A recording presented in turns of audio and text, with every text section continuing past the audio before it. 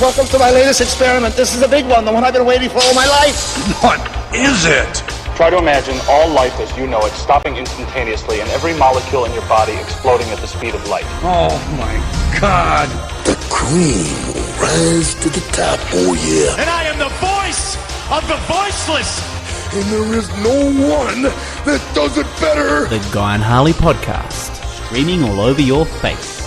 Perhaps that was the most important part. Can you dig it? Can you dig it? Can you dig it? Pigville on the internet.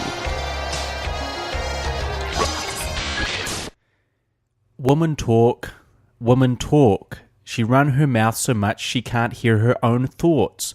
Told my old hoe she's my new bitch. Told my new bitch she's my old hoe. Well, she used to be your hoe. Welcome to the Guy and Harley podcast. I'm Guy Pigden. And that was poetry, wasn't it? Which, who was that? There's B.O.B. B.O.B. Yeah. Good for him. Good for him. That's what's popular with the youth of today. He's got two hoes. One of them, they've swapped round in his eyes. So he's gone back to his old hoe. That seems a little... Yeah, yep. Like a step backwards. Well, no, he's gone back to his ex. He tried something new, he didn't like it, and he went back to the old one. And, sometimes we do that, Have you ever done that? Gone back to an ex? Yeah, so you've tried to transition on. Whatever you've transitioned to, you weren't really feeling, you went back the other way. Well, yeah, I've definitely had relationships that have ended and then we've both gone our separate ways and then kind of come back together again in the future, but it's never ever worked out to be anything kind of long-term. It's really, I guess it turns into that strange sort of middle ground between relationship and booty call, the kind of, nether region. Yep. It's definitely happened. What episode? Episode 48 of the podcast. 48. A lot of things happening. This is a filmmaking podcast. It's a podcast about our lives. And you're about to do some filmmaking. Yeah. We're both about to do some filmmaking. Yeah, it's exciting. There's lots of exciting shit happening in the lives of Pigville Productions lately. I'm flying in the morning. I'm getting up at 5 a.m. or something. To catch, well, it's actually 8:40 a.m., but I've got to be there 2 hours beforehand, so that's 6:40, and then the airport's sort of half an hour away, so I've got to leave at about 10 past 6 or something. They need to change the rules for going to Australia, I feel. Yeah. Make it more like a domestic situation. Yeah. Well, I agree. That's what I'm doing tomorrow morning. And I'm going over to finally record this rap ad that I've been cast in. So that's pretty exciting. Very exciting. But I'm actually a little bit strung out today, a little bit stressed. Yep, I heard you swearing and talking to yourself like a madman. Yeah. There was no one else. Angie's not here. You're just ranting to yourself in your room and like swearing up a storm. And you're like, "You fucking thing! I can't believe this! The fuck! The fuck!" Yeah, like that. And I was like, Jesus, well, what is happening in there? Sometimes when I hear that, it's like I don't want to go in and perhaps bear the brunt of that wrath. So I don't want to check up and see what's going on. I'm just going to write it out. Yeah. Hour and a half later, I'm still hearing this stuff coming from your room. And I'm like, yeah, well, I'll just leave him to it. Yeah, well, sometimes, it's cathartic, to just have a bit of a sort of event. And like, to be fair, I don't really vent at people very often. I don't really tell people off very often. That's true. Or get really yell at people or anything like that. I think my temper's pretty calm.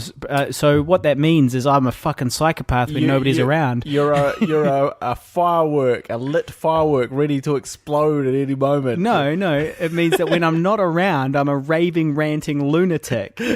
When nobody else is around, right. to witness it. You just happen to live in the room next door to me, so you've got to listen to this shit. But I was very angry at my Mac. And I still couldn't figure out what the fucking problem is.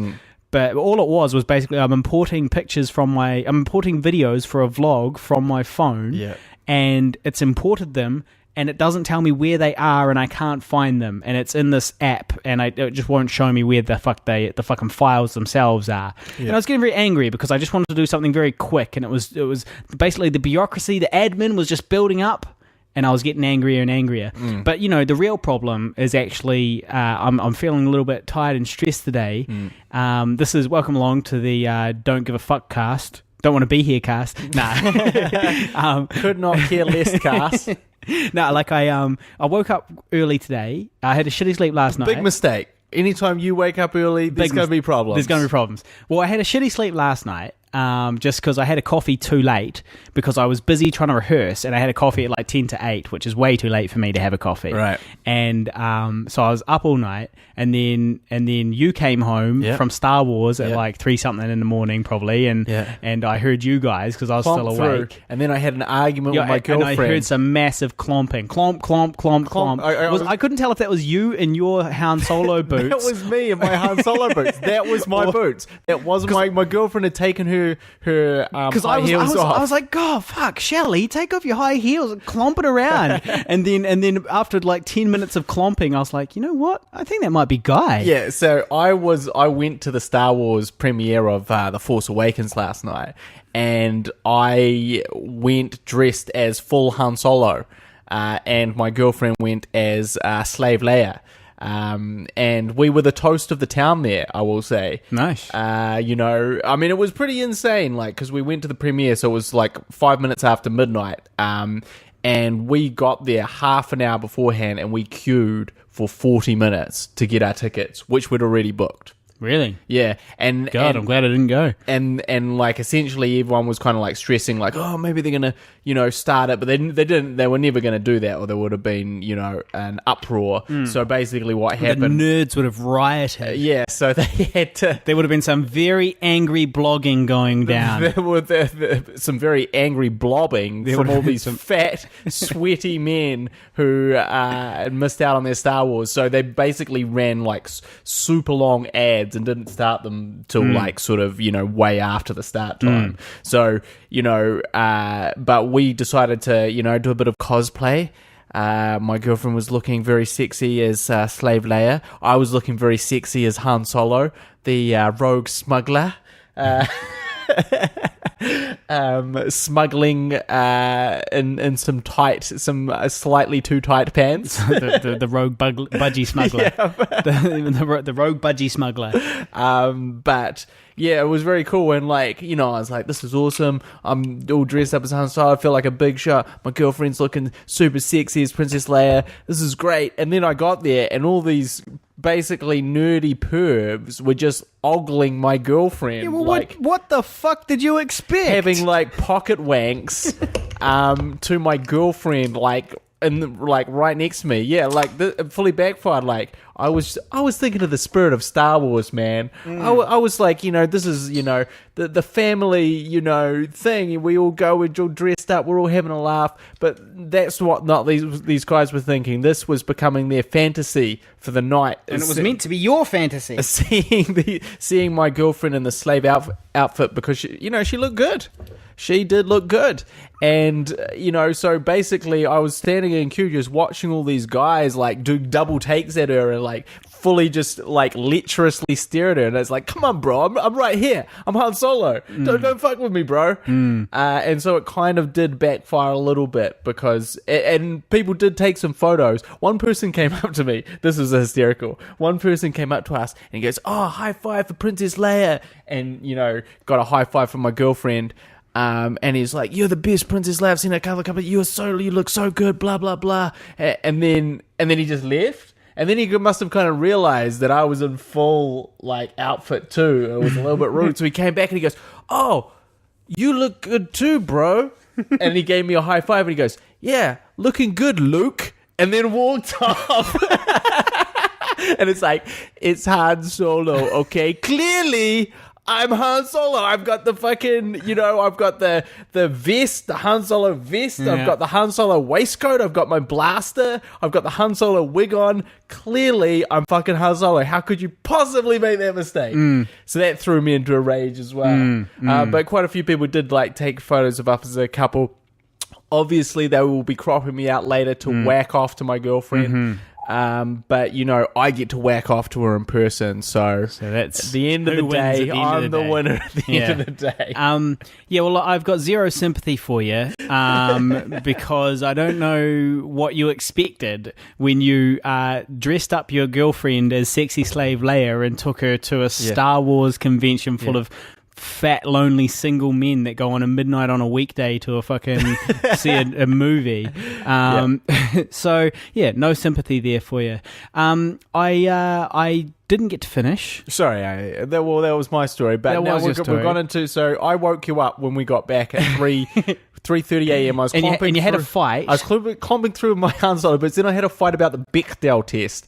Now, I don't know if you guys know what the Bechdel Test is. I don't know what it is. Basically, it's a criteria. It's like a set of rules, and I can't remember them all off the top of my head, which kind of determines whether you've got any strong female characters in your movie. Right. And it's like, is the woman like doing anything but talk to a man? Does she talk to another woman?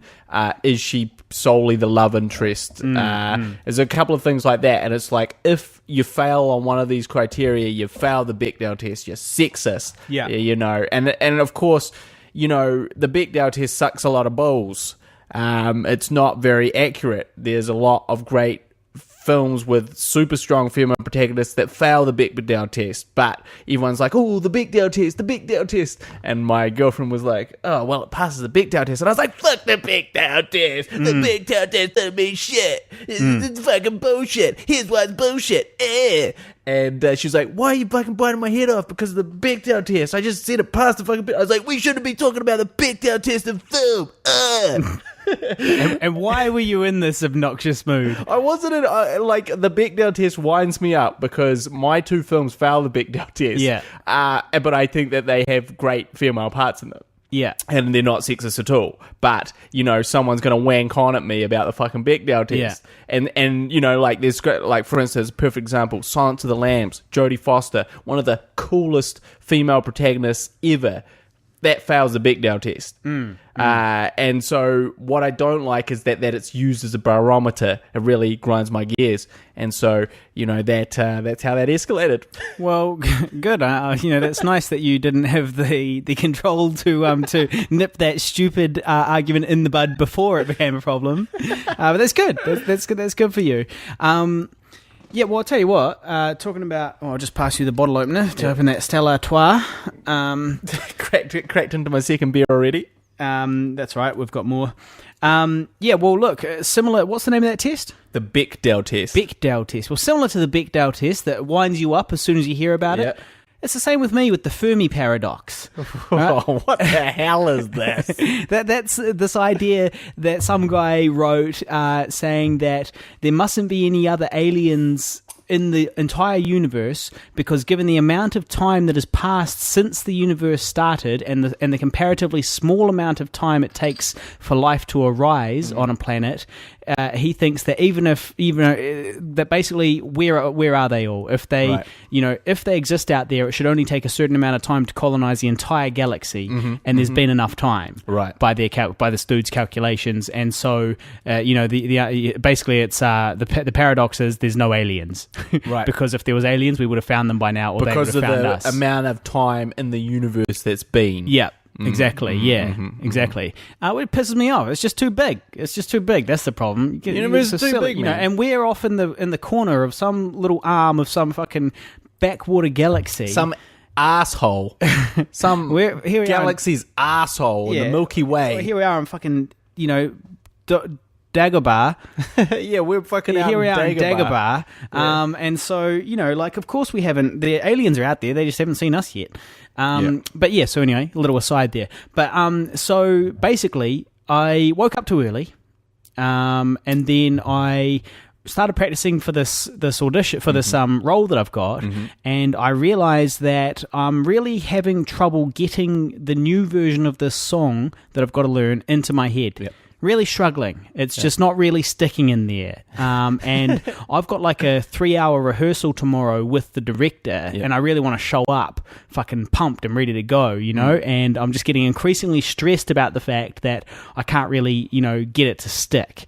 And it's bothering me. And then that's why I ended up yelling at my computer about something trivial, you know, because I was pissed off about my stupid brain not being able to hold all these, you know, lyrics that I need to remember. So that's why I was annoyed. And then the reason why I got up so early is so that I could go on stuff.co.nz. I did an interview this morning for stuff.co.nz about being a Pastafarian, which is a member of the Church of the Flying Spaghetti Monster. And it went really well. Interview went really well. It was released immediately. You know, it could have taken days, but the people down at Stuff really liked it and put it out immediately. It's like a few hours later sort of thing. Obviously a lot quicker at editing than I am. And we're still waiting from vlogs from half a year ago.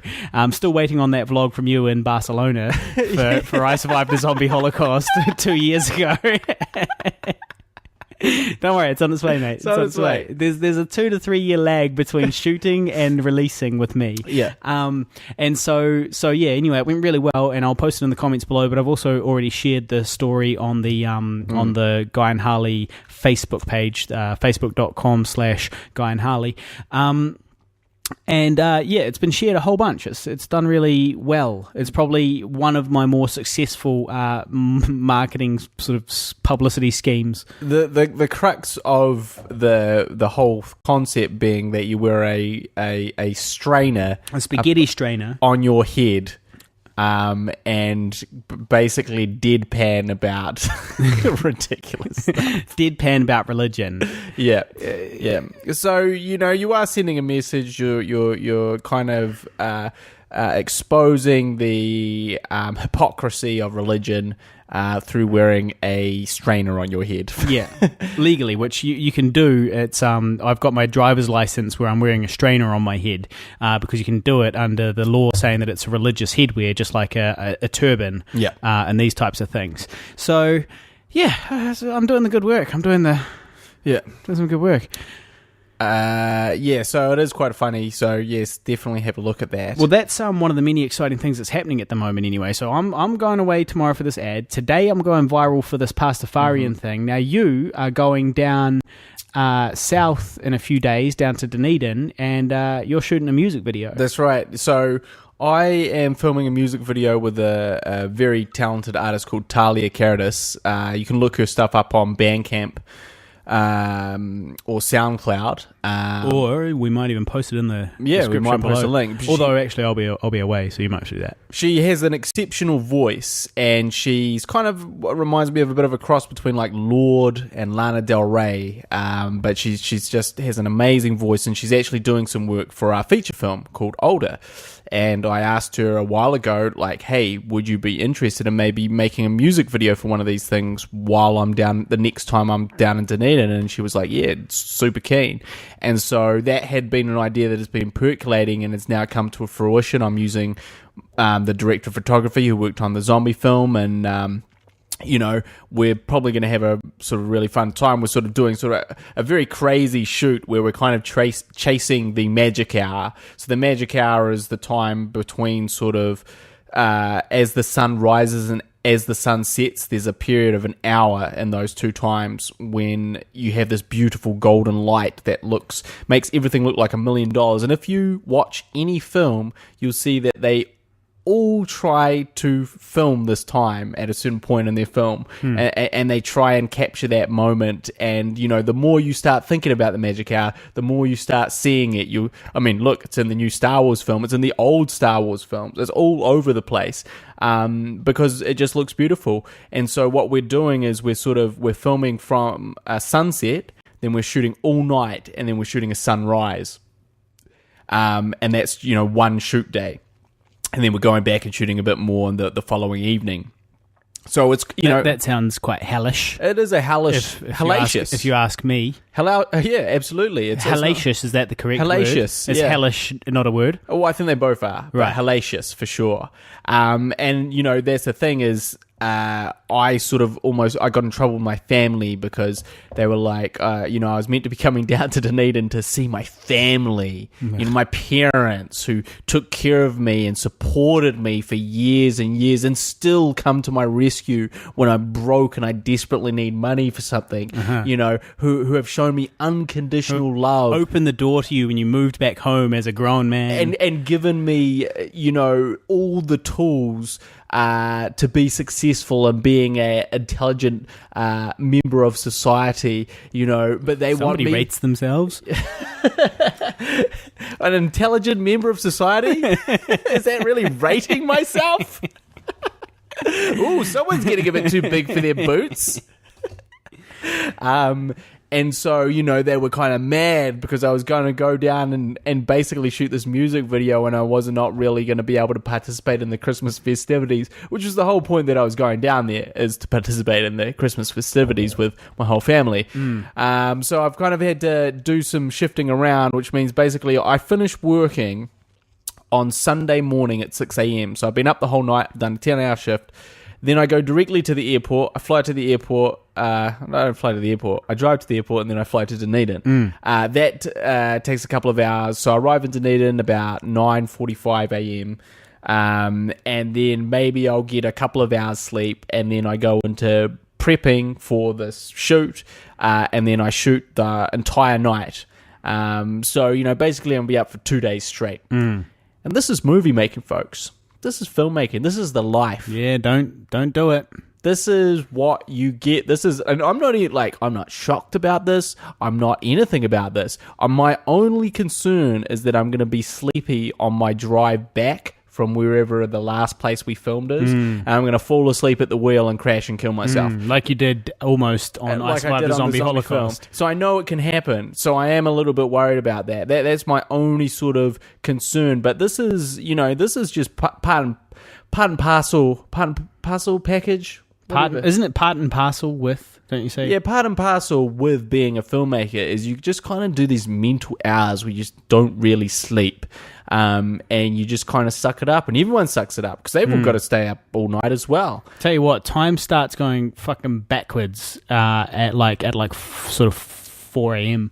I will say the longest period of time that I've experienced, because as you get older, time seems to get shorter, Apart from when you're on set. Because, that's what they say, is they say that basically, when you're young, right, you haven't had the experience of, so say when you're 5 years old, you've only been alive for 5 years. So one of those years feels like a very long time. Well, it is a very long time. It's 1/5 of your life. Exactly. So, but it seems long. Whereas when you get to sort of 25, 30, well, a year is no longer a fifth of your life. It's just a tiny portion. It's a 25th of your life or a 30th of your life. And so it seems, as you get older, each year seems a little bit shorter. And so, and that's the scary thing, because, well, we're only all getting older. We're only rushing towards death. And that is, quite disturbing. And it certainly, you can feel the weight of mortality hang heavy. But if you ever want it to be lifted, for a brief moment, do a night shoot. Do a film shoot, because certainly when I was filming the zombie film, it felt like, and I've heard Peter Jackson talk about this too, but it felt like, in this period of time, it was years. It was actually years, but it was only, days. And that's the thing, is like, although the days sort of seem to go fast in one way, as in you run out of time by the end of the day, you're like, oh shit, I didn't shoot enough. But the days actually stretch out. So, the sort of the 5 weeks that we shot the zombie film. Well, guy's getting a phone call. Unprofessional. I've got a phone call. Can't answer it. Can't answer that. Can't you hang it up? Well, yeah, I can probably hang it up.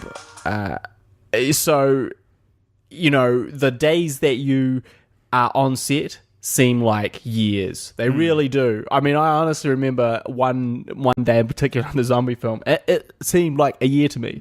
Like I lived a whole year in a day. Now, maybe that was just in relation to my life expectancy, in which the time that I'd taken off my life, as in I'd taken off a solid year from that day. From that one day of stress. From that one day of stress. But it certainly seems like just time kind of expands exponentially. So if you want to sort of feel like you're living a longer life, do drugs, which kind of manipulate your sense of time, like acid. And that doesn't work though, because it might feel long at the time, but then it feels very quick once you're finished. Looking back on it, it looks like it was 2 seconds. You know, you see. Yeah. Well, look, there's a saying on. I used to work on cruise ships, and there's a saying on cruise ships which I think fits in with this. So it fits on film sets as well, which is they say on cruise ships that a day is a week is a month, and a month is a year. Right. They say that with regards to relationships. So if you've been with somebody for a couple of weeks, it feels like you've been with them for a couple of months, you know? Yeah, and so I think it works, you know, on sets as well. A day is a week is a month is a year. Because I think what it comes down to is you're doing so much, both on a cruise ship and on a film set. You're doing so much, you're cramming so much into any given day that it feels like you've done so much, and when really it's only been a day. You know, normally you'd be on the couch, you know, wanking. Yeah. Normally you would have wanked the day away. You would have wanked it. Now, look, for all you new listeners out there, because there might be a few, the zombie film that Guy refers to is I Survived a Zombie Holocaust, and it's available on DVD and on iTunes in various parts of the world. Hopefully your part of the world, definitely New Zealand.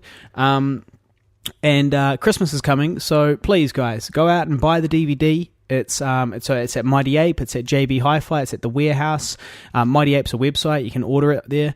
And so yeah, go out and please buy it, and you know, give it to your friends and family. Nothing says I love you like a DVD copy of I Survived a Zombie Holocaust with 3 bonus commentary tracks, which is essentially like, you know, 3 extra films, 3 extra freaking podcasts. Is what I was gonna say. And so yeah, guys, please, for the love of God, would you go out and buy somewhere I Survived a Zombie Holocaust and give it to somebody for Christmas if you have to, or buy it for yourself, whatever. Yeah, because that's our first feature film, and you know, we put a lot of work into it. We put 5 years of worth of work. So if you think about it, 5 years, that's what? Shit, do the math on that. If a month is a year in filmmaking terms. Well, they don't say how long a year is. Right. So you'd have to, 12 years. Okay, 12 years is 12 one normal years year. 5. So we spent how long? 60 years? 60 odd years. 60 years. 60 years. 60. That's a Logan Park High School education at work, people. See how long it took us to figure that out? 60. Still might be wrong. Damn years on this thing. So maybe just pick it up for $10 at the Warehouse. It's like in Inception, you know, how they go in, they live a lifetime. Yeah, well, us working on that film, that was sort of like Inception. That was a full-on Inception. In fact, just to bring that up, our friend in the UK, my friend in the UK, Naomi, had a big issue. You can be my friend too, Naomi. Yeah, she had a big issue with when in the last podcast I compared, you know, making a film to childbirth. She goes, "Did you just really do that?" I did think that was a little bit outrageous, but I rolled with it. And I said, "Oh, hang on a second. Now, Naomi, have you lived 60 years on something?" No. So I don't think that you can. And also, you haven't had a kid or made a film. So stop judging, y'all. So firstly, have a kid, see what that's like, then shoot a feature film, get back to me. Until that time, I maintain my statement. You know, I've got a confession actually talking about childbirth. Yep. This was a little bit weird, but on my Facebook today popped up this video called Best Ecstatic Childbirth I've Ever Seen. Right. And it was a very graphic video. It was this woman, it was black and white, it was very old. I don't know when, it might have been from the like 50s or 60s or something, I'm not really sure. It was black and white. Right, and she was lying there with her legs spread, and she had no clothes on, and she was surrounded by nurses and stuff like that. I don't know why she had no top on, but she just didn't have a top on. Don't need to. Well, I guess she was hot. Yeah. And you know, her, like, the dad was there, like, you know, sort of you know, helping and guiding the baby and rubbing her belly and all that stuff. And the nurses were all there. Now the weird thing about it was strangely hot. The weird thing about it was you started masturbating. The weird thing about it was you ejaculated to this site. I made it weird when I started masturbating. No, look, in all seriousness, it was really strangely hot. Strangely erotic. Now, I swear to God, I do not find childbirth in any way sexually arousing. Or children. Or children. Or, or the pregnant figure. Or, okay. I haven't experienced it yet. Yeah. But so anyway, like the thing was, the woman was really hot. Yeah. She didn't look like she was in any pain. In fact, she was like smiling and stuff. She was making these kind high of on drugs. She was making these kind of sexual noises. Epidural. And she had her hands. So she was lying on her back with her legs spread, and she had reached around behind and was sort of pulling herself open, much like a porn star would. Really? Right? Yeah, and just kind of, and she had her tits out. Yeah, and she was just like, didn't really seem like she was giving birth, but she was. It was real. Yeah. And, I was just confused, basically. I looked at my boner and I said, "What are you doing?" Basically. You said, why are you here? Why are you here? Why have you come to this situation? Yeah. Quite literally. I was like, frankly, mate, I don't know what to do with you. So, yeah, that's just my... I don't know whether to jerk it or to slap it. So it was a confusing day for me. That's all I'm saying. I was very stressed about a lot of things. Things were confusing. So yeah, that's my little segue. Maybe I should try and find that video and post it underneath the comments. Pregnancy Nirvana. Yeah, I guess I'd better find it and post it in the comments, or people are going to think I'm a total pervert. Right. Well, look. I've been talking a little bit. We talked a little bit last week about our beef. We got podcast beef. It's real in the streets. It's real. Because there's only a small podcast scene in New Zealand, right? So there's ain't a lot of room for all us big ninjas. Yeah. So you step to me, son. You best come equipped. You best come equipped. You know what I'm saying? I'm picking up what you're putting down, man. And basically, what happened last week is we were demoted down the pecking order in Will Fleming's podcast, My Kiwi Life.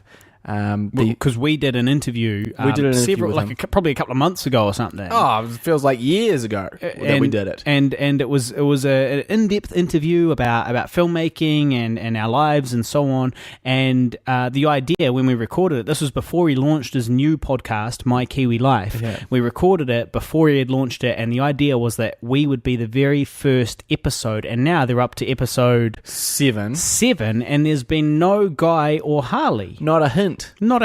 And at first we were forgiving, but eventually we started getting a little bit upset. Because, you're a man of science. I am a man of science. I'm a man of sci-fiction. You're a man of speculative fiction, pseudoscience, science fiction stories. So that's where I come into it. So I could appreciate that they had basically these sort of luminaries in the field talking about interesting things, and it's like, you know what? This is valuable. This is a contribution to life. You're making people smarter by hearing this stuff. And, you don't want to hear about a couple of filmmakers talking about wank jokes? Well, fair enough. But then on comes Art Green. Art Green of The Bachelor. Yes, that's right. The sad knockoff of a sad reality television show made elsewhere. So The Bachelor NZ. You want to talk about the Bechdel Test for a second? I tell you what fails the Bechdel Test. The motherfucking Bachelor, which is basically a group of girls prostituting themselves for the affections of one man. The temporary affections of one man. Until the permanent infections of one man. Of one man. And so basically he bones a bunch of chicks. And then at the end, he picks one of them to be his reality girlfriend. And that's basically the thing. And, it's incredibly demeaning to women. It's incredibly bad television. It's just bad all round. And so, of course, New Zealand put their hand up and said, we'd love to do a TV show of this. that, has no contribution, no sort of value in society, is detrimental to people watching it. People become stupider as they watch this thing. We'd like to do that, and we'd like to sink some good old-fashioned government tax funds into this. And Art Green came along, put his hand up, said, I'll be your boy. I will fuck all these girls, and, we can do this thing. I know I can fuck girls. I'm handsome. I know I can fuck lots of girls, and then pick one of them. I do that all the time. I did that last weekend. That's basically Art Green in a nutshell. Yeah. And so we had podcast beef because we're filmmakers, right? And yes, we may make wanking jokes from time to time about pregnant ladies who watched on Facebook. And yes, we may equate pregnancy to filmmaking and trivialize the process for the extreme pain that women go through. But at the end of the day, we're creatives, we're storytellers, we're trying to actually give something back to you, the listeners, as storytellers, as filmmakers. We're trying to do some good here. We want you to sit down and watch a zombie film and come away and go, fuck, man, I had some laughs. I feel better about life now. And I kind of feel inspired maybe to do my own shit. Now, that's not what The Bachelor is trying to do. It's trying to inspire young women to prostitute themselves on television for a bit of cash. Well, all of reality TV really just encourages, it encourages stupidity on a grand scale. And I think the biggest problem is this whole celebrity worship where, we used to, you think about who's that guy that wrote the Great Gatsby? F. Scott Fitzgerald or something like that? Man, you're asking the wrong. The wrong man, bro. You want to talk about... He wants to hassle me about not knowing about science. He doesn't know about the fucking famous authors. Hey, bro, science and fucking literary old shit are different. Fucking old shit. Literal literary old shit are different. F. Scott Fitzgerald, whatever his name is, he was a celebrity back in the day because they're like, here's this guy that writes these amazing stories that are commentary on the war, on World War One, and that we want to know what this author's up to because he's an amazing writer. We want to know about amazing writers, right? That is gone. You could not give two shits about writers in today's environment. But what you do want to know about is what Art Green's diet is and how his abs are looking. And that's a real society decline situation going on there. Because, we used to kind of champion smart creatives.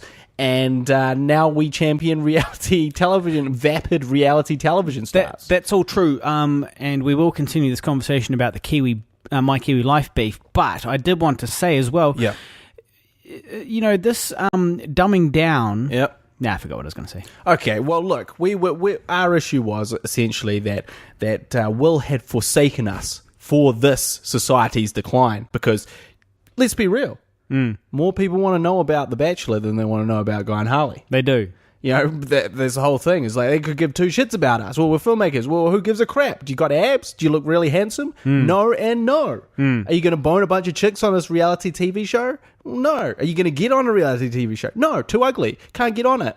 Want to, can't get on it. Well, they rejected my application. They rejected Harley's. Harley was an eligible bachelor, and he was not. I wasn't an eligible bachelor, but, I put my name in the hat because, I do love publicity. To be fair, he probably wasn't an eligible bachelor. He was probably married with kids at the time that he signed up for The Bachelor. Because that's the nature of reality TV. It's not even real. But, this glorifying of terrible celebrities is a problem. And, we had been put down the pecking order. And so we called out Will on the podcast and we said, hey, bro, this ain't right, bro. This ain't right, bro. Brah, this ain't right, brah. And, look, I was fired up. I'd maybe had a couple of gins at the time. I had 2 gins worth of courage in me, so I called him out. And, I think this teaches us a valuable lesson because he got back to me. He tweeted back, he said, look, hey, sorry about that whole never being on my podcast thing. We'll have you on next week. And he got me to come on and just talk a little bit about the beef. So with a Skype interview be used as an introduction to the podcast that we recorded 6 months ago. So his podcast, My Kiwi Life, my Kiwi Life. That's his intro. That was beautiful. It was, yeah. So it's very catchy. It's a good podcast. Look, don't get me wrong, it's a good podcast. So anyway, we are on it this week, and I think this because we called him out, and he wanted to dead the podcast beef. But I think this teaches us a valuable lesson, right? Which is if you whine like a little bitch about something, You get what you want. exactly. So I think we have taught you all something. And, when you don't like the way things are going, just have a little whine, have a little moan about it. Like, oh, it's not fair. My life's not fair because I'm not on My Kiwi Life. And so that's what we did. And now we're on My Kiwi Life. So when's that out? So that should be out this weekend, I think. This weekend, beauty. Yeah. Well, look, we'll post it on the Guy and Harley Facebook page, That's right. facebook.com/Guy and Harley. So make sure you go and check that out. And make sure you check out My Kiwi Life. And I listened to the Art Green episode. Yeah. I'll be honest. Yeah. He's not a bad guy. Yeah. He still seems like a bit of a knobhead. Yeah. There was still some hints. He was like, yeah, I didn't know how tough it was going to be on The Bachelor. Oh, boo-hoo. I had to fuck all these girls. I had to fuck all these girls, and I couldn't tell anyone about it at any point because the thing hadn't come out, and I didn't want to ruin the show for everyone. So I had to keep it a secret who I was fucking. I had signed an agreement. I'd signed a contractual agreement so I couldn't talk about who I was fucking to my friends. So basically, that's what I mean. Look, I'm paraphrasing a little bit here. But that's essentially what they said. Essentially, the sum up of it. But look, actually, he seems like a pretty nice guy, down to earth. Again, it's that handsome guy problems. It's that, like when you get to a certain point of good looking, this is for guys and girls, your problems become different to the rest of us. So your problems that seem like quite like intense and really serious, we would kill for those problems. We would kill for the fact that we were getting paid a handsome fee to be on The Bachelor and just hang out by ourselves and some beautiful babes and fuck a couple of them. We would love that. But for him, he's like, I was getting pretty lonely. I didn't really like it because, I couldn't talk to anyone about what I was doing. And then, all this celebrity afterwards is such hard work. I because everyone's interested in me, I just want to live my life. And it's like, yeah, we would love for people to be interested in what we're fucking doing, mate. So shut up. Now, I do think that there is a light at the end of the tunnel with regards to that whole, reality TV and everybody getting stupider and we're all vapid idiots. What? Well, the light, I think, is that TV is losing its grip on society. Like a lot of dumb people still watch TV, but most of us intelligent people are getting most of pretty much all of our information via the internet, which means you can go to your own reputable sites and you can choose the things that you are, sort of bombarded with, as opposed to TV where you're just constantly bombarded with shit you can't really control, Yep. And so I feel like this is ultimately going to lead to a lot of people educating themselves in a way that, you didn't really get when you got all of your information from TV. So there is a light at the end of the tunnel. It's just going to be a slow process. Yeah, we'll just be 60 when that really catches on. What is going to be the old Guy and Harley? Like, because I feel like there could be... Well, here we are. Hello, knock knock, who's here? Old Guy and Harley. Old Guy and Harley. Old Guy and Harley. What are we doing on the podcast? What are we complaining doing? About shit? The same shit that we did 10 years ago. Yeah, what are we? Yeah, well, where's the evolution? Hey, look, none. I'll tell you something about getting old, man. I have noticed something about getting older. Aside from the greys, aside from the receding, incredibly receding hairline, I don't think you could call it receding anymore. I don't think you could call it a hairline anymore. At a certain point, you just have to both say that it's neither receding nor a hairline.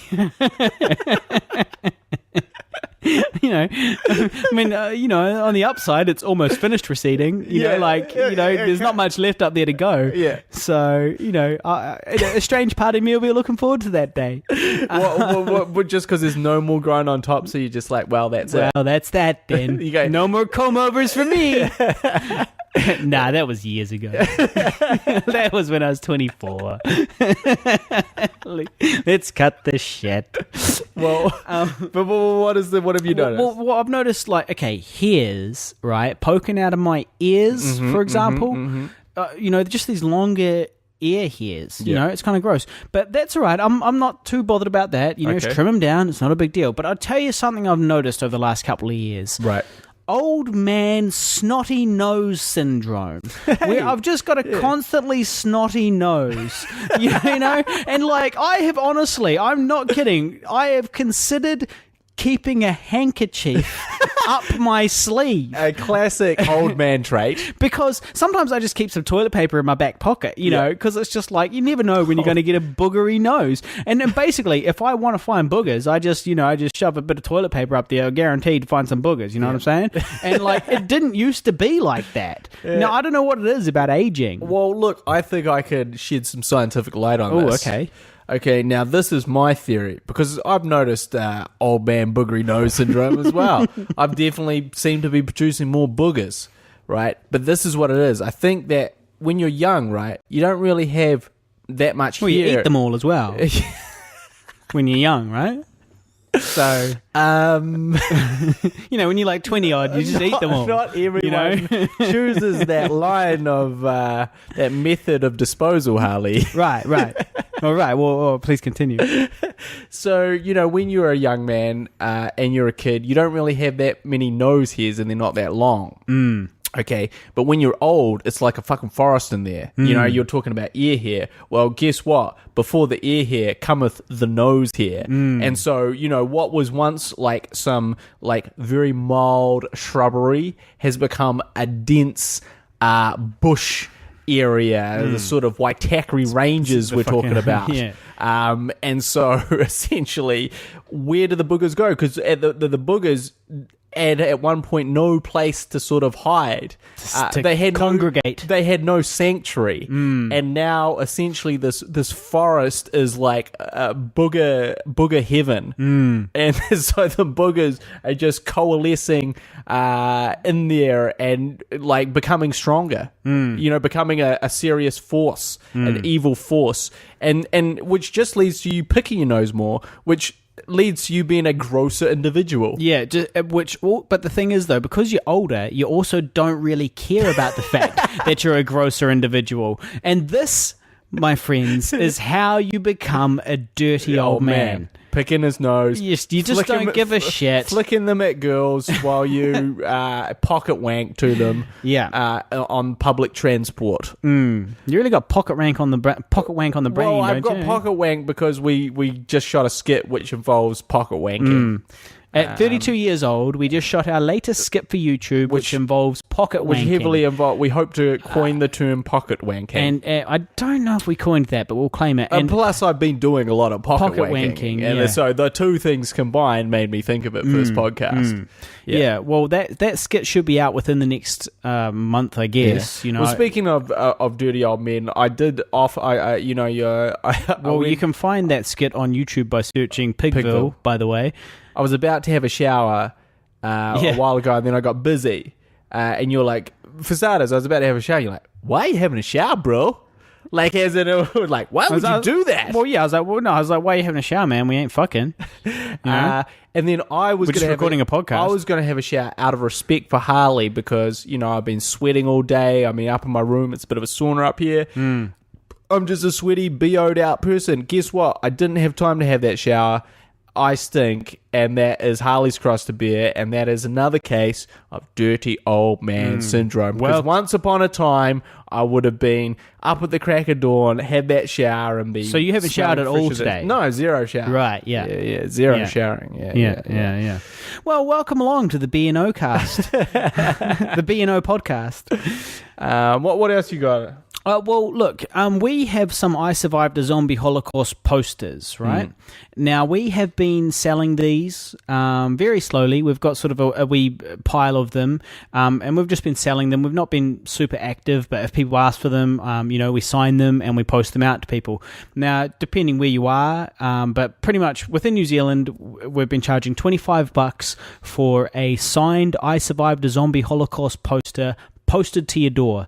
And so I've kind of been, you know, running that ship and doing that. Now, the last one I sent out was to a chap by the name of Rob, and I really appreciate that you bought that, Rob. That's amazing. However, it came to now as it happened. Rob lives in an RDI, which is a rural delivery address, and so by the time in the South Island, no less, and so by the time I posted the poster, I put it in a container. Yep. I taped it all up. I put the address on it. I walked my ass down to the post office and I posted it. Yep. And it cost me $16.50 to post it to him from the $25 I'd charged him.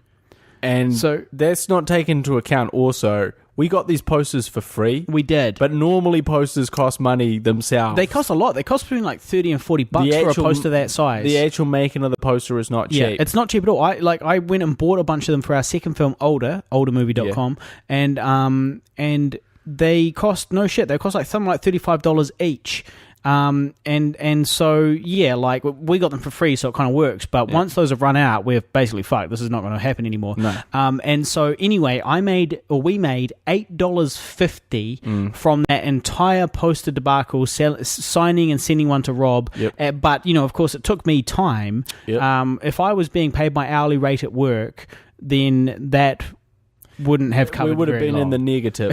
Yeah, we would definitely be in the negative. So, but anyway, that being said, if you guys want to buy an I Survived a Zombie Holocaust poster, extremely limited edition, signed by the writer, director, and the lead actor, you can do so by getting in touch with me on Facebook. Just add Harley Neville and send me a message. Or if you want to send a message to the I Survived a Zombie Holocaust Facebook page, that's okay as well. But it's better if you send it to me. So yeah, I will do that. I'll send you one. Extremely limited edition. Extremely limited. Going, soon to be gone. Yeah. Now, back to My Kiwi Life for a couple of seconds. Now, first off, I also, would like to point out that my girlfriend is cheating on me with My Kiwi Life. So she listens to My Kiwi Life before she listens to the Guy and Harley show. I asked her about the Art Green. I said, have you heard of it? Can you believe this? The Art Green, he's on before us. Can you believe this? She's like, yeah, I'll listen to it. He's a nice guy. I was like, what? But you're my girlfriend. And this podcast is important, but you can't be... So she's cheating on me with Will Fleming in My Kiwi Life, which I was not a big fan of. Now, in My Kiwi Life, he did also play a clip of Keith Quinn. Do you know who Keith Quinn is? Yeah, he's a hunter. No, rugby slash author. Rugby commentator. Oh, all right. Who am I thinking of? Who's that hunter author? Bear Grylls? No, the Kiwi is a Kiwi hunter author who wrote a whole bunch of books and had heaps and heaps of kids. Well, basically, I have no idea. Oh, I'm sure it was fucking Keith Quinn. But anyway, Keith Quinn, the most famous commentator in New Zealand that there's ever been. Barry Crump. They're similar. Who's Barry Crump? Barry Crump is the guy, isn't he the guy that was the farmer, played that farmer character? That was his name, was Barry Crump? Oh, I don't know. Anyway, on with your story. So anyway, recently, a few weeks ago, John Olomu passed away, which we did mention in our in one of our favourite segments, Who's Dead This Week. And it was a real shame because, one, he was a legend. He was a super nice guy. He was only 4 years. That's the name of the segment, Who's Dead This Week. Who's Dead This Week, yeah. He was a nice guy. He was only 40 years old. He had a couple of kids, wife. And it was just really sad because, he did amazing stuff for the game. But, one of the things that everyone remembers is some of his barn-burning tries where he kind of just smoked a bunch of people and fended them off and kicked them out. And to be honest, I Survived a Zombie Holocaust. We literally stole John Olomu's moves in a sequence where someone makes a heroic run. We stole John Olomu's move. We actually stole him. Shot for shot. Stole him. And anyway, Keith Quinn was commentating one of John Olomu's famous tries. And I actually said that we'd play this clip before, but we didn't play it. But we'll play it now. Match up again, New Zealand maintaining possession. Wide to Lomu. He's got the bounce. He's handed it off his opposite. Lomu. And basically that was him as he scored one of his tries at a loss for words. And in My Kiwi Life, he interviewed Keith Quinn and played that. He talked about that famous moment. You know, he talked about what had actually happened there. When he came in his pants. And that's the calling thing. Jonah. You know, he goes, well, look, I've heard the theories that I'd spilt some coffee on myself. Actually, what had happened is I dropped my papers, which had all my sort of commentating notes on, and he was trying to sort of think of some amazing wording for this try, but his notes had fallen on the floor, and he was like, Jonah, his notes fell on the floor. And he's like, I've heard about people saying, you know, I spilt coffee and that's what I was talking about. Well, Keith Quinn, have you heard about our ejaculate theory? Keith Quinn's ejaculate theory. You didn't spill coffee. You didn't drop your notes. You came in your pants about this handsome Pacific Islander charging through all these other people. And, you know, at the end of the day, your wife had the best time that she'd had in years because of that try. Because you came fully as hard as you've ever come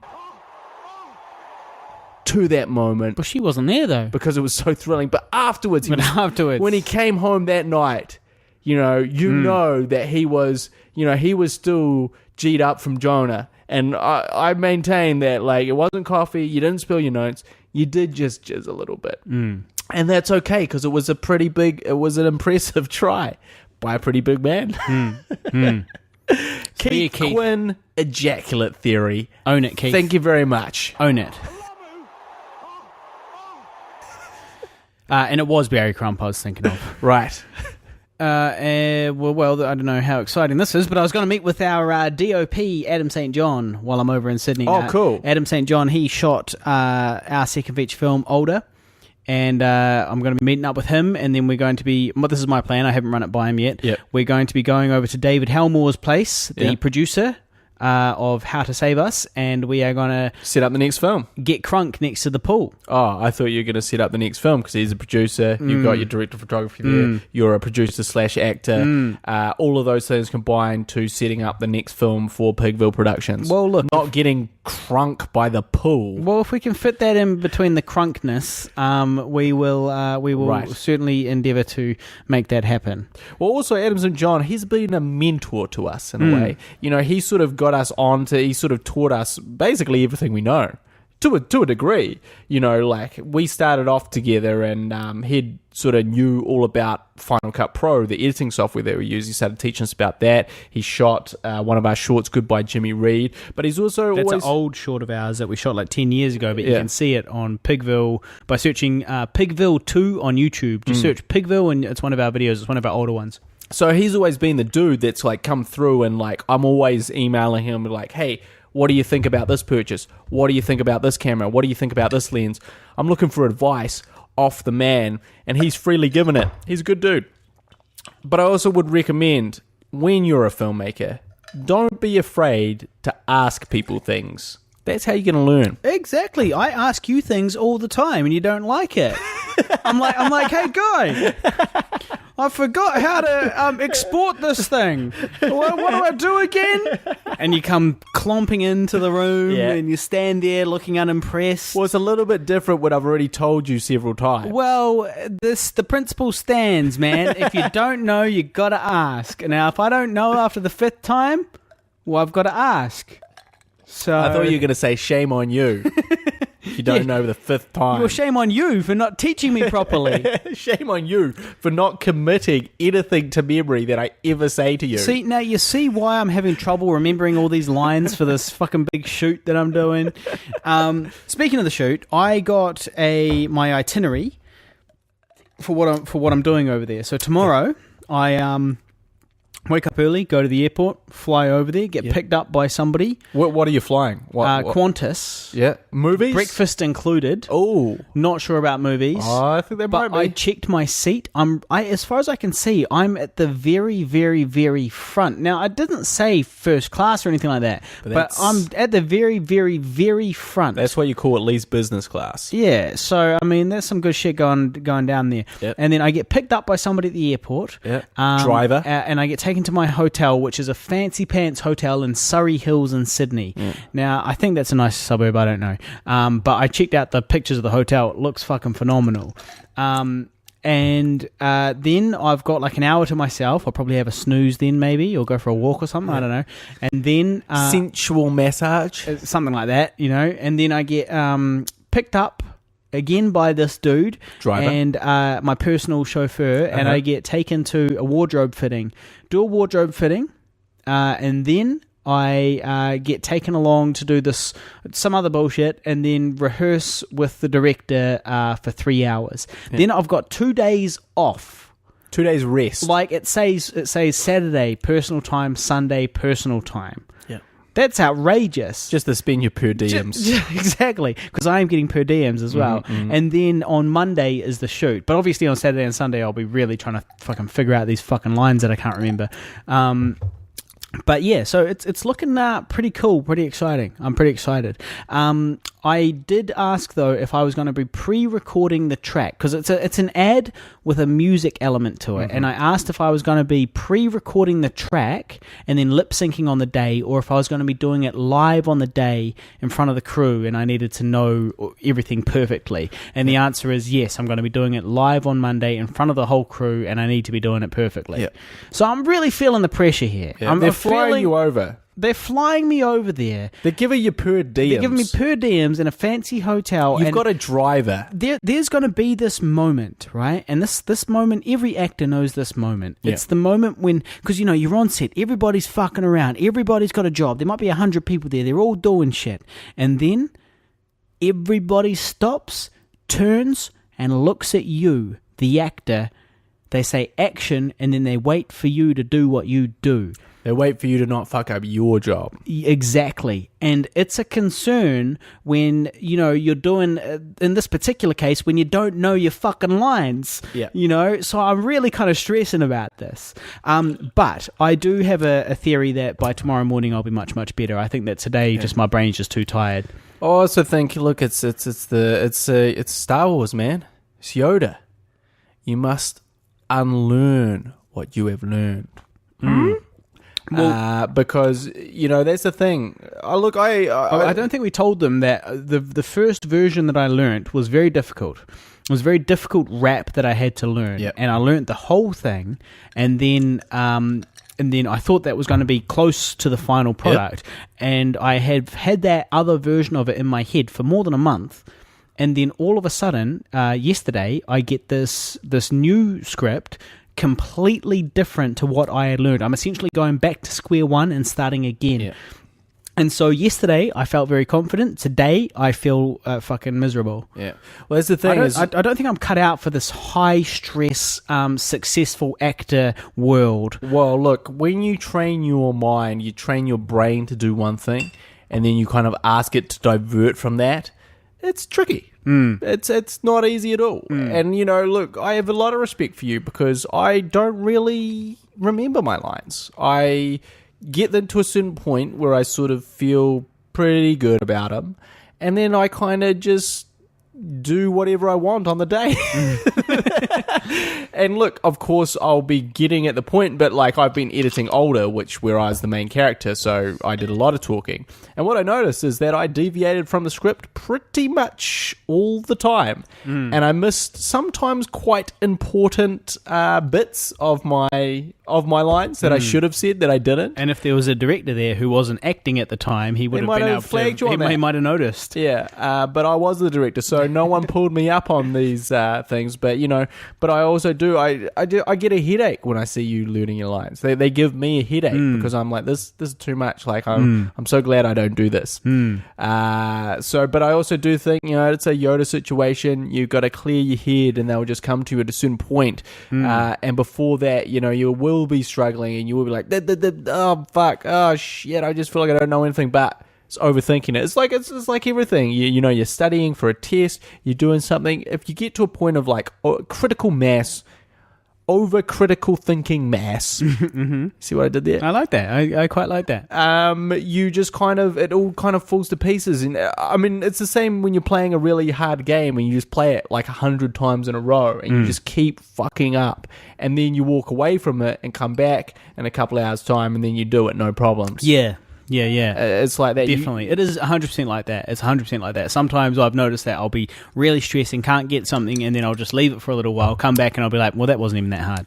Yeah. A perfect example, actually, is this latest skit that we shot. It's provisionally, it's called Not Wanking. I'd say that's probably what it's going to be called. It's a pretty good working title. And that... Pretty genius working title.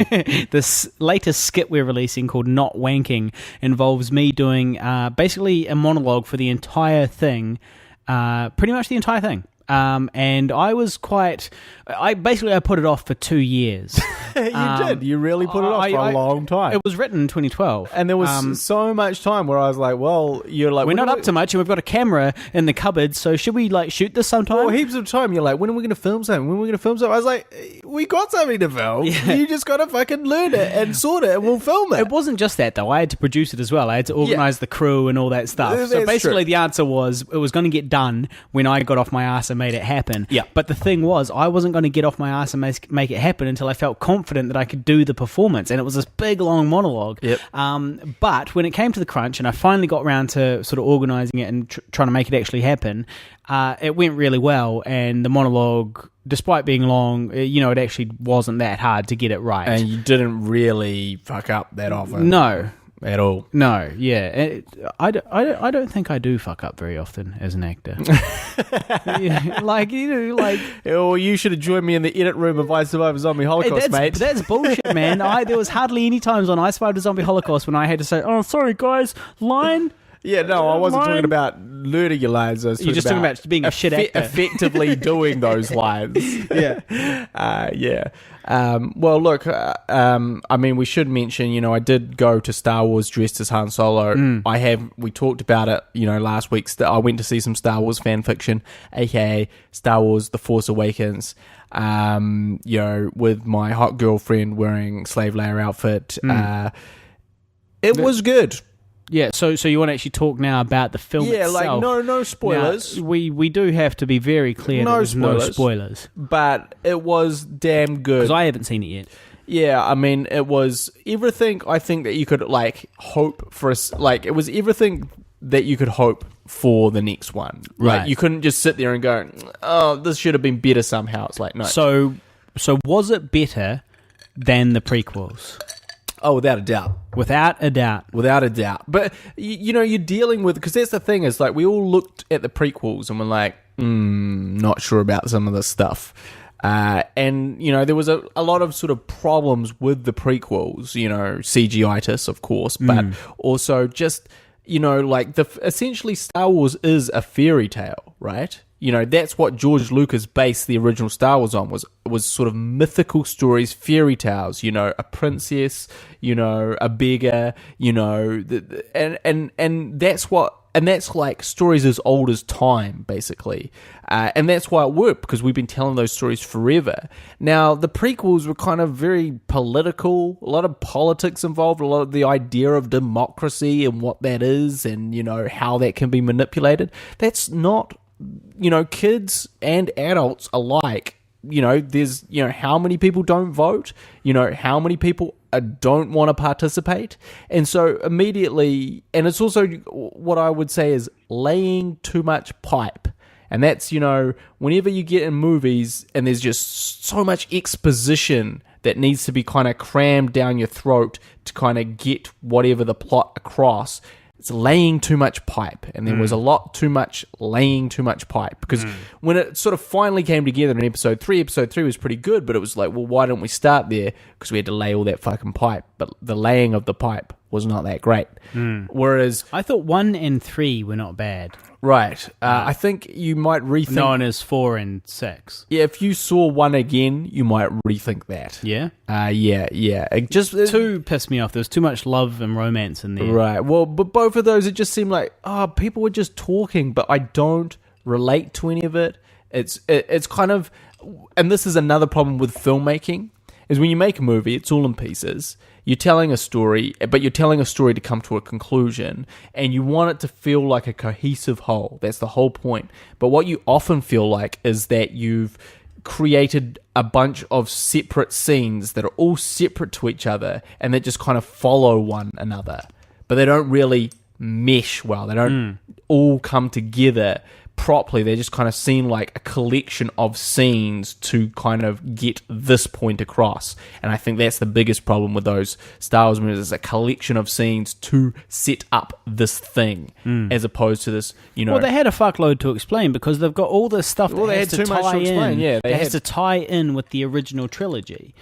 So you've got all these things you kind of have to just. Yeah, I mean, it's a tough thing to do. Oh, it is tough, and I don't begrudge George Lucas at all. He did have a hell of a job on his hands, and could he have done some things better? Sure, but he was. And also there's this other thing too, which is at the end of the day, where the story is going. You don't know exactly the how of it, but Anakin Skywalker becomes Darth Vader. You know that from the very beginning. So you're already not asking who is this character, what is he about, what is his motivation. You're going just like, when does he put on the helmet? When does he get all burnt up? Well, that was what I liked about the first one, the Phantom Menace. Was that the first one? Yeah. What I enjoyed about that was that the kid Anakin was so lovable. I was like, yeah, I'm on board with this kid. I can't see this kid ever turning into Darth Vader. Rewatch may want to punch him. Back. May want to give him a uppercut. Several to punches. His little jaw. Yeah.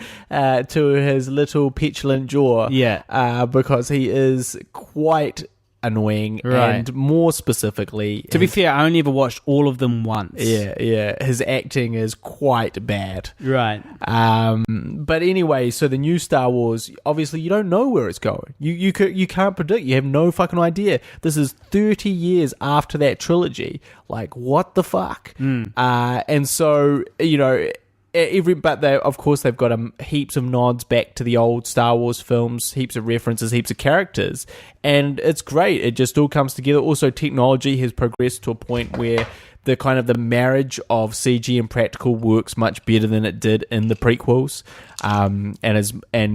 there has been a serious investment in practical effects on that film. So if you're on the fence about Force Awakens, which no one is, I'm sure everyone's going to see it, but I highly recommend it. It did awaken the little kid in me. It awakened the little kid boner in me. And the boner awakens. The boner awakens. The foreskin awakens. That's good. That's good. The foreskin awakens. Yeah. Tweet it, bro. Tweet it. And so I was, clutching my girlfriend's leg, going, "This is cool."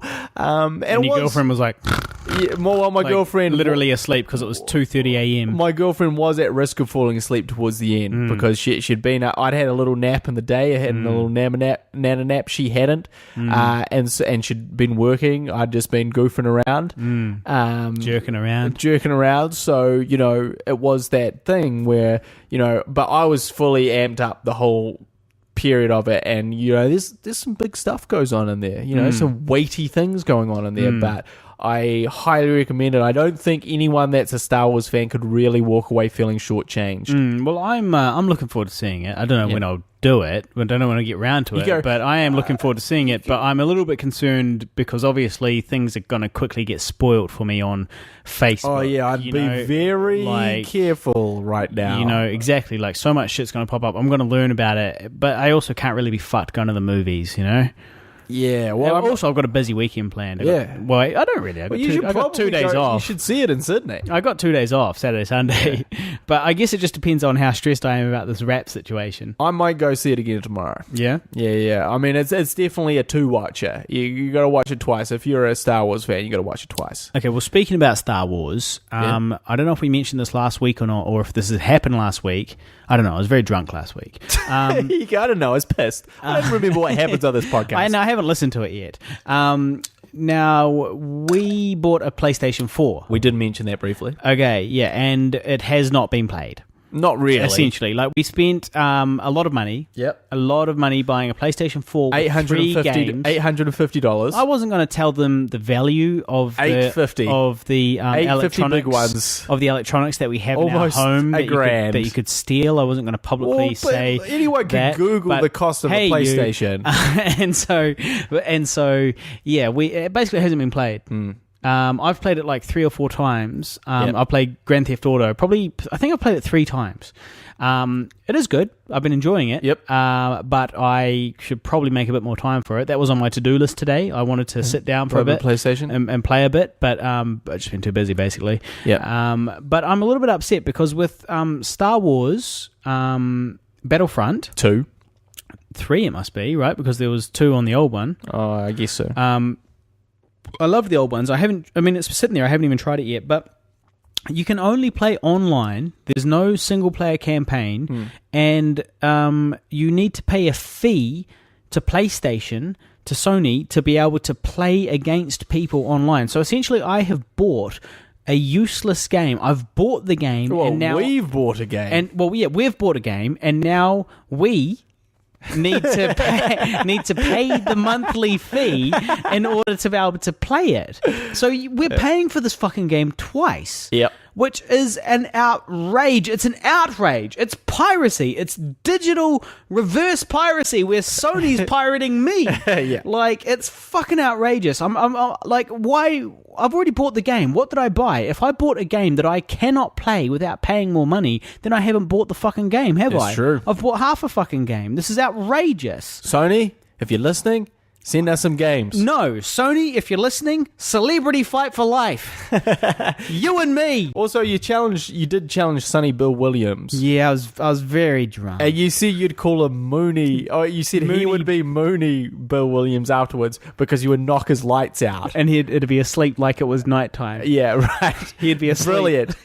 But we never, I always, thought, I was like, well, we had Sonny Bill Williams, but we never referred to you as Sonny Bald Williams. Right, yeah. That was a crucial mistake there. You missed your opportunity, and now you're bringing it up a week later. It's been lingering for a week. You know how sometimes you come up with a witty retort just that little bit too late? Yeah. With Guy, it's a week. Yeah. It's just a week too late. Well, in my defense, I thought of it like a day later. Right. I just saying it a week later. I think of things all the time that I'm like, fuck, that's what I should have said on the podcast. Yeah. Or, oh, crap, why didn't I bring up that angle? Or, oh, shit, I did not actually even say what I meant to say when I initiated that topic. Yeah. Classic. Yeah. Yeah, look, I have that same issue too. I have that issue where you have this advice for me on this podcast about filmmaking. So normally you have like lots of good filmmaking ideas 2 years after we've shot the fucking film. And you're like... That is a thing I do. I give Guy edit notes. Yeah. 2 years after the film is released. And 2 years afterwards, and when they're like, impossible... Hey, Guy, wouldn't it have been cool if instead of doing this, the character did that? Yeah. And the thing is, they're great ideas usually. Well, often. Sometimes. Occasionally. They're definitely good. But they're also like, they're not like, hey, if you just did these tweaks, you could do that. It's like, hey, if you reshot this bit of the film 2 years later, you could do that. And edit it in a different way, you could do that. And it's like, that's great, Harley. This would have been really useful to me when we were filming it and we were on set and I was filming this scene and you were there and you came up to me and told me that. But you didn't. Well, look, I'll work on that, mate. I'll work on that. Yeah. But the thing is, right, it takes time to percolate. That's how it works. Okay, so, you send me something, whether it's a script or an edit or whatever, right? I see it, but I've got to watch it a few times and have a good think about it, or look at it a few times and have a good think about it, and then I've got to go away and just wait for my brain to sort of say, hey, bro, I've got an idea. And sometimes that time is 2 years.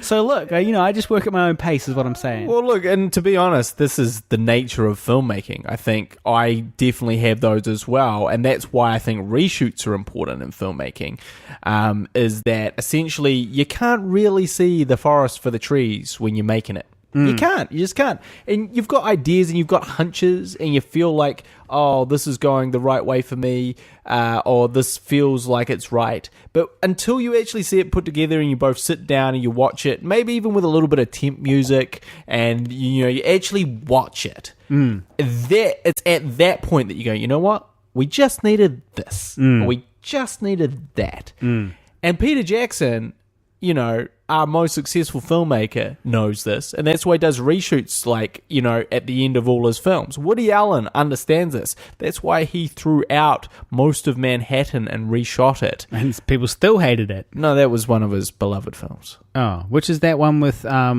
with the same two actors that everybody hates. With J-Lo and am I thinking about the right one? No. J-Lo and Ben Affleck. What's that one? Giggly.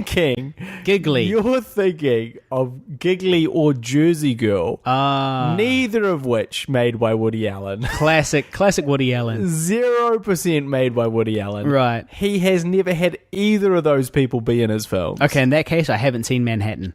But yeah, so and that's the thing. So if you're a filmmaker, don't resist the pickups. Don't be afraid of the reshoots. Yes, they're a pain in the ass.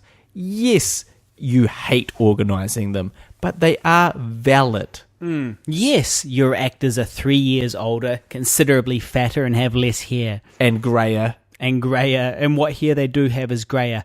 But do the reshoots anyway. The reshoots anyway, because probably those things won't be noticed. And if they are, only to a select few. Only to the hardcores. Most people are just on board for the ride. Now, talking about edit notes and so on, not wanking, our latest skit. Yeah. First time I watched the first cut, I was like, this is genius. Yeah. Then I continued watching it again, and I still think it's good. But a little part of me was like, Jesus. Well, I was just like, Jesus, like, because, this is a skit about wanking. That's not a secret. And, Sure. I'm 32 years old. I'm trying to carve out an acting reputation for myself. Yeah. And this is going to be the next big thing that comes out that I'm in. Yeah. Since I survived a zombie holocaust, essentially. Yeah. There's been some ads, there's been some commercials, but from Pigville, this is the next big thing. So it's like, okay, so there's I survived a zombie holocaust, then I guess there's Super Saiyan shit and stuff like that, actually. Yeah. So there's been some other ones, but just a lot of time has passed. Let's not forget you on the toilet taking a Super Saiyan shit. Now, that was 2.5 years ago. Yeah. Possibly more, and I guess maybe I was a little bit concerned when I watched it. I was like, yeah, so this is what people are going to be looking at and judging me by, and it's a protracted wank joke is what it is, and I had some concerns. Yeah. But, I've sent it out to a couple of my trusted associates. Hamish Gavin, for example. Yep. Now, he is 1/3 of the rat posse HGH. Yep. Guy and I being the other 2/3. And he really liked it. He thought it was really good. And so that really sort of bolstered my confidence a little bit. But I am still kind of concerned about releasing this on Facebook.